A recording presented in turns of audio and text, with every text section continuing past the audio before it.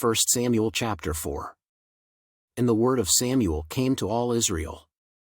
Now Israel went out against the Philistines to battle, and pitched beside Ebenezer, and the Philistines pitched in Aphek. And the Philistines put themselves in array against Israel, and when they joined battle, Israel was smitten before the Philistines, and they slew of the army in the field about 4,000 men. And when the people were come into the camp, the elders of Israel said, Wherefore hath the Lord smitten us today before the Philistines? Let us fetch the ark of the covenant of the Lord out of Shiloh unto us, that, when it cometh among us, it may save us out of the hand of our enemies. So the people sent to Shiloh, that they might bring from thence the ark of the covenant of the Lord of hosts, which dwelleth between the cherubims. And the two sons of Eli, Hophni and Phinehas, were there with the ark of the covenant of God. And when the ark of the covenant of the Lord came into the camp, all Israel shouted with a great shout, so that the earth rang again. And when the Philistines heard the noise of the shout, they said, What meaneth the noise of this great shout in the camp of the Hebrews? And they understood that the ark of the Lord was come into the camp. And the Philistines were afraid, for they said, God is come into the camp. And they said, Woe unto us! For there hath not been such a thing heretofore. Woe unto us!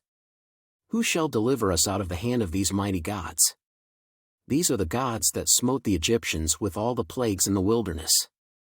Be strong, and quit yourselves like men, O ye Philistines, that ye be not servants unto the Hebrews, as they have been to you. Quit yourselves like men, and fight. And the Philistines fought, and Israel was smitten, and they fled every man into his tent, and there was a very great slaughter, for there fell of Israel 30,000 footmen. And the ark of God was taken, and the two sons of Eli, Hophni and Phinehas, were slain. And there ran a man of Benjamin out of the army, and came to Shiloh the same day with his clothes rent, and with earth upon his head. And when he came, lo, Eli sat upon a seat by the wayside watching, for his heart trembled for the ark of God. And when the man came into the city, and told it, all the city cried out. And when Eli heard the noise of the crying, he said, What meaneth the noise of this tumult? And the man came in hastily, and told Eli. Now Eli was 98 years old, and his eyes were dim, that he could not see. And the man said unto Eli, I am he that came out of the army, and I fled today out of the army. And he said, What is there done, my son?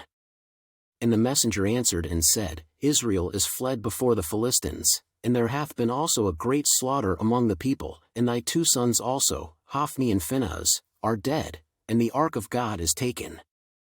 And it came to pass, when he made mention of the ark of God, that he fell from off the seat backward by the side of the gate, and his neck brake, and he died, for he was an old man, and heavy.